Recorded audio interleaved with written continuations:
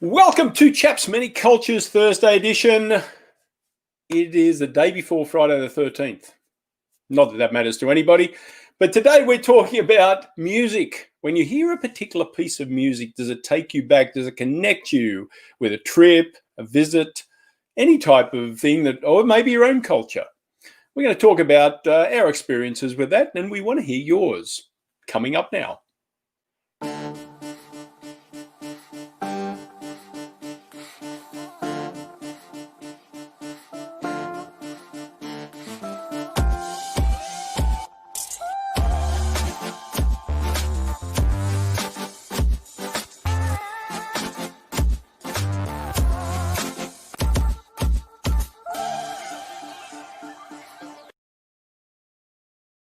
I will say that music reminds me that we're live. We are on. Welcome everybody. Episode, what is it? 94, Two Chaps Many Cultures. A musical episode. Expect me to sing. No, you won't. No. You don't want that. We didn't actually write that disclaimer. That was missing. No. I was not blessed with musical talent, even though my parents had high hopes. In my culture, it is a sign of social accomplishment. You become a full citizen of German society if you play an instrument, and maybe if you display that in front of a small or not so small audience. So my parents, like many other parents who were expecting our family to climb the social rungs, sent me to music class, and it was painful for me and for those who had to listen. So in true German fashion, we continued the experiment. Hey, if daddy fails, let's see if the daughters can do better. So both of our daughters learned how to play the violin, and they did much better than daddy. So I think the musical talent skipped me. It went from my dad to my kids, and I'm not a good musician. What is it like for you, Brett?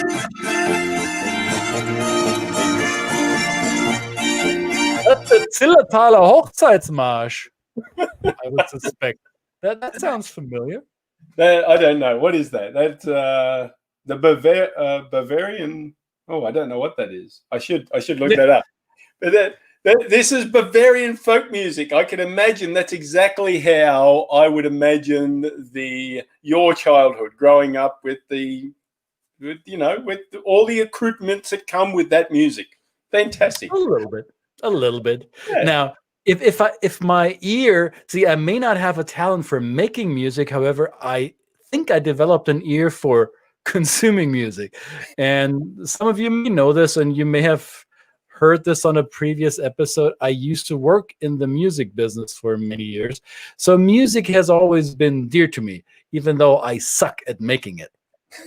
But if my ears did not cheat me, I think this was the Zillertaler Wedding March, and the Zillertal is a valley in Austria. So technically speaking, it would be Austrian folk music. However, it's very close to my culture, and yes, this is something that we listened to as a kid, not necessarily with a lot of pleasure, because it was this grandparent stuff. Now, as I'm advancing in age, I've grown to like the traditional folk music of my culture.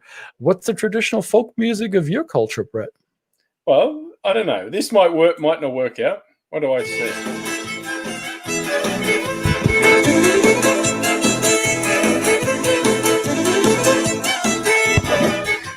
Is this Polish or is this Australian? No, that's Australian. That's Polish. That's actually, I think it is. This is Zbóje. This is Highlander music, which is not a particular style of music in Poland, which I'd only discovered after I married a Polish girl. They have this Polish Highlander music, which is not so much the music itself; it's a style of singing. Especially the women, they have this. It's almost it's hard to describe. but a wonderful ability to throw their voices over a long distance, which was needed, obviously, in the Highlands. Okay, and it is kind of almost like a shout, a visceral shout, but it comes from a long way down. And as somebody who's done a bit of musical singing training, you can hear it in the way they display this music comes around, and I just love it. I mean, there is nothing. When you go to the mountain villages of Poland and you hear this music, and the women especially singing, it does something to you. I've taken people there. I said, you just can't experience it until you, especially when you see it in person, see it and hear it in person. So these are wonderful things. Yeah. Not just in Poland. I think everywhere in the world where geography and topography separates people from each other, and getting to and from a village, one village to the other, is cumbersome. Music and sound has developed into a communication system, right? So in the Alps, in Switzerland, and in parts of Austria, they have these Alp horns. I'm not sure if there's an English translation for it. These long big pipes, so to say. It's where they blow into it, and the rhythm and the cadence and the melody that they create is kind of a messaging system. It's not just music; it transports meaning, right? And what great way to communicate with, maybe with lyrics, with words, and sometimes without, just with the melody, with the rhythm, with the harmonies and cadence of sounds. And to me, when Brett and I talked about what we're going to talk about on this episode, we first of all did not talk about what we're going to wear. So this is pure happenstance that both of us are wearing pink today. And real men do wear pink, just in case you feel compelled to comment on our choice of color. Let's nip that in the butt right away. And no, we're not an old married couple who, as we spend so much time together, we just show up dressed the same way. No, that's not what it is. It is pure accident, happenstance. So when we discussed this, it came to my mind that when I was growing up as a preteen, even listening to music was often connected to music outside of my culture. So I grew up in Germany in the 70s and 80s, and German music with German lyrics was present. However, it was not what we as kids decided to be cool. That was what the parents and grandparents listened to. So so we listened to the music of the cultures that came to Germany after the war. So mostly Anglo-Saxon, a little bit of French culture that were the occupying forces in Germany, and the pop culture that Americans and the British brought in strongly influenced our taste in music. So I grew up with British and American popular music, and not so much with German popular music at first. So music for me was always not only an escapism from the dreariness or the dislike of my parents and grandparents stuff. It was also a window, peeking into a window, a crack in the door, so to say, of another culture. So music, I didn't understand this at that age, but it was clear to me on an emotional level that music is a gateway to exploring other cultures. What was the first culture outside of your native Australian culture that you felt drawn to through its music? Do you remember? That's an interesting question. I think that, growing of course, the best decade in the world for music was the 80s. And I know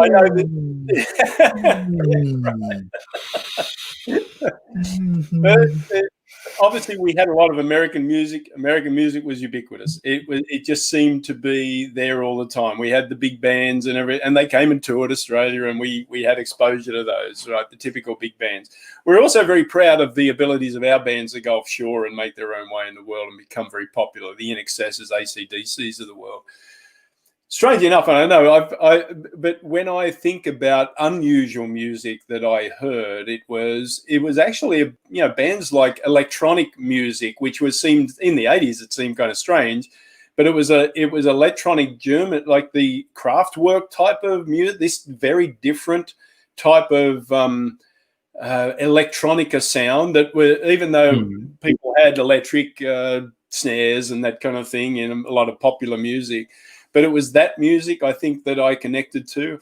Strangely enough, although some might say it's cultural appropriation, the Paul Simon era where he went through that wonderful kind of African beat influence, right, and exposed. Oh yeah. That was one that I really appreciated as well in the 80s. Diamonds on the Soles of Her Feet, right? The South African Stephen Biko inspired album that he did. Yes. Yeah. So I just want to acknowledge Scott here. Scott says music is the great equalizer that has no borders. I agree, Scott. Thank you. Thanks for watching. Absolutely, yeah. No, that it is, and I think that's what attracts everybody. You can usually have a conversation with somebody through the lens of music. As I've always said, that I've always told people that I will bore you to tears with the way that I follow Ben Zander, who is the music director at the Boston Philharmonic. But he actively does this, and he uses classical music to connect people across cultures, right. And it's not so much that they recognize the music. He actually brings in the influence of the composer and their national heritage, and says, the Schuberts of the world wrote in this way because they lived at this time and they had these experiences. The Chopin had that experience of leaving home Poland and right. being in France and trying to be accepted and not going home, and Bach, and then you have the Russian classic composers and things like this. So these are great. That's a great point. Is that it is an equalizer. It's something that it's the same 88 notes on every piano in the world, right? Then there's the music that is not always easy to travel, or that has a hard time traveling. I remember attending a conference that Brett was organizing not too long ago, and as a part of the closing ceremony of this virtual conference, there was a lot of Mongolian music that was presented to the audience, and I'll be honest, it was difficult for me to find an approach, an auditory approach to it. I did not connect with it. I might connect with it once I'm immersed and embedded in that culture. Through digital media or through digital communication, it didn't work for me. But then I do want to say that I want to pick up on what some of the comments are saying here. Christina in Italy says, for her in Italy, it was also English and American music that made her aware of other cultures. In excess, yes, Brett, I agree. I'm the same generation. In excess. Also, Brett and we had this conversation the other day. I rediscovered my appreciation for another Aussie musician, Nick Cave and the Bad Seeds. I almost forgot about how much I loved him in the 90s. And now I watched a TV program the other day and there was his song in there, like, oh man, I need to go back to my collection, right? Christina also says Bob Marley or I would say reggae music in general for bringing to my awareness social injustice expressed in music, right? Hip hop music, African American music, whether it be jazz or blues, that was brought to European and white ears, not originally through the black musicians, but through the white musicians who co-opted it, or some might say culturally appropriated it. I would argue bands like Led Zeppelin, Cream, the Rolling Stones, they adopted blues music and gave it a voice outside of the African American community, and they didn't steal it. They acknowledged the roots from which they were raised, so to say. So music can also transcend not only national cultures and languages, they can also transcend socioeconomic, social silos or historic silos, if you will. I think the point about the hip hop music and the blues music and things like that was it had a lot of message in it. It had a lot of communication. Back to slave times, those great spirituals that were sung were a way for the people to process what was happening to them, and to communicate and to pass these stories on, because they weren't allowed to get educated through reading and writing. So what better way, right? As Scott says, the music is a great equalizer. So what other way can you carry on the music, the story of the generations that are going to come after you, through producing music that tells those stories? Because that's something that is deeply embedded in our memory. I shared a image or a video the other day of a classical ballerina who was well into her dotage, and was a class and had suffered from Alzheimer's.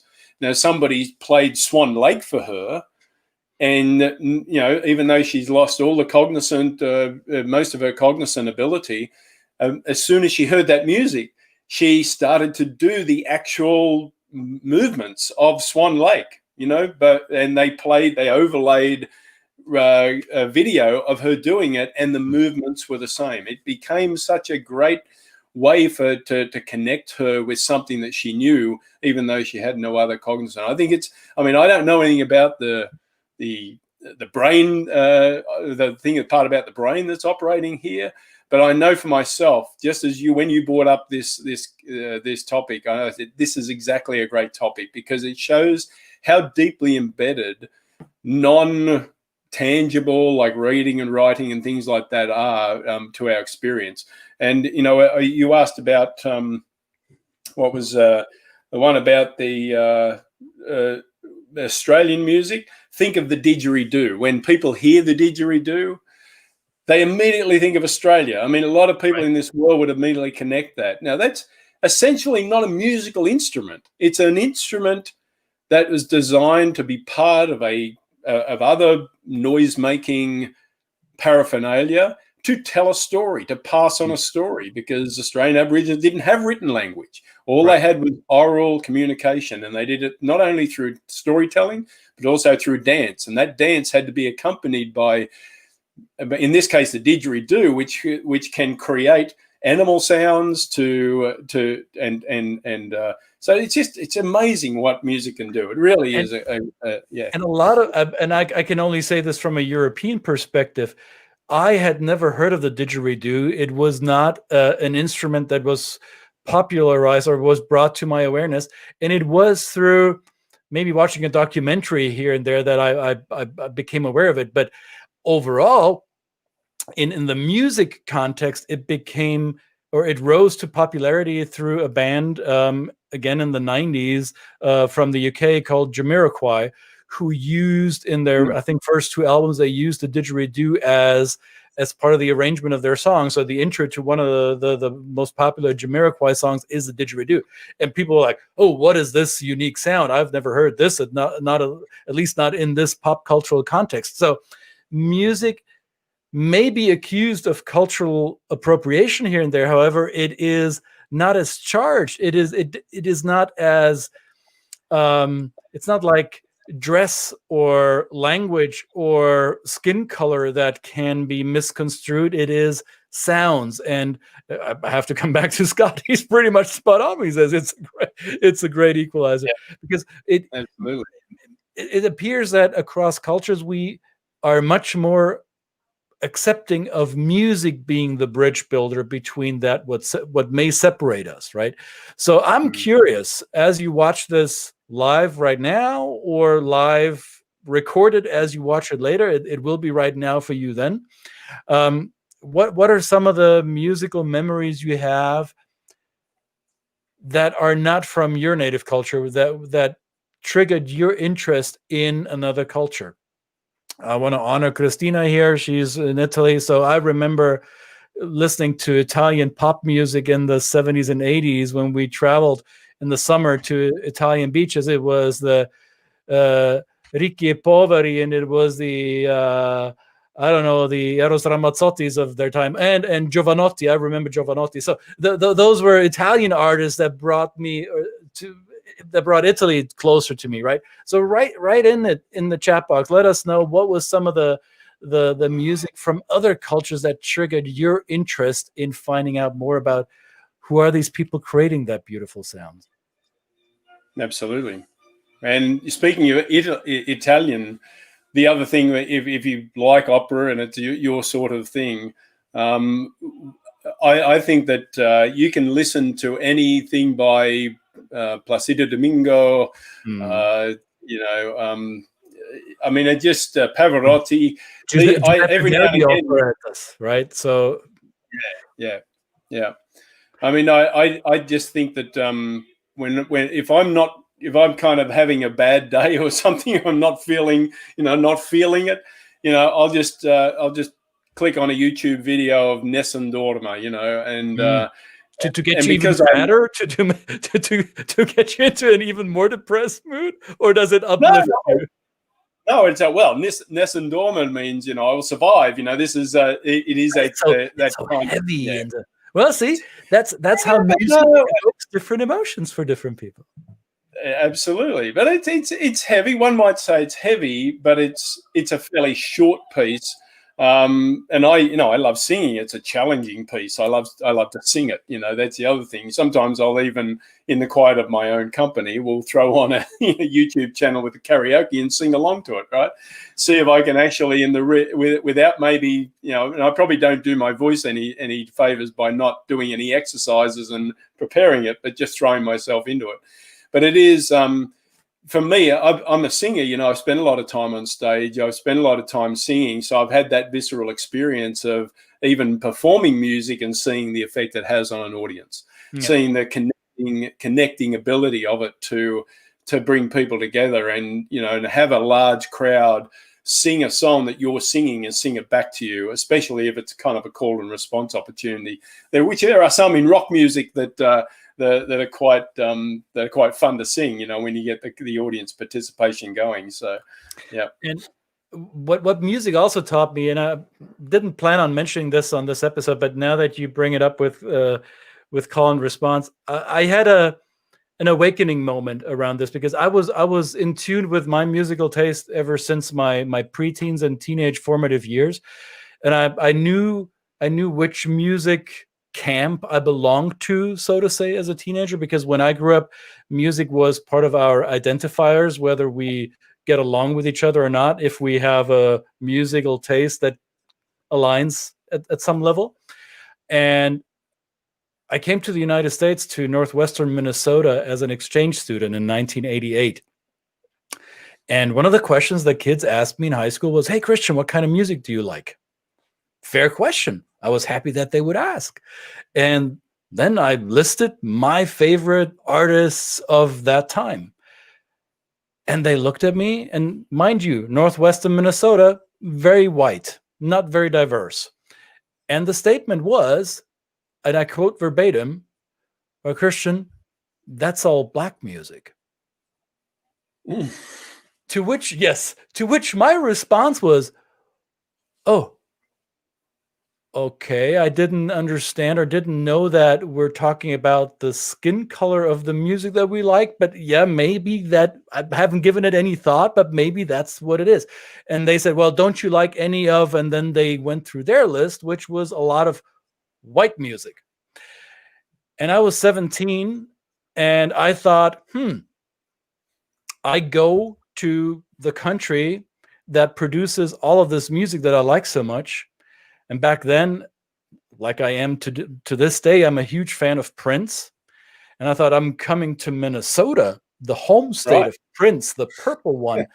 And I was really, really flabbergasted by this response about black music and white music. Up until this point, I was not aware that race played such an instrumental role in US society, and that even our musical tastes may be affected by it.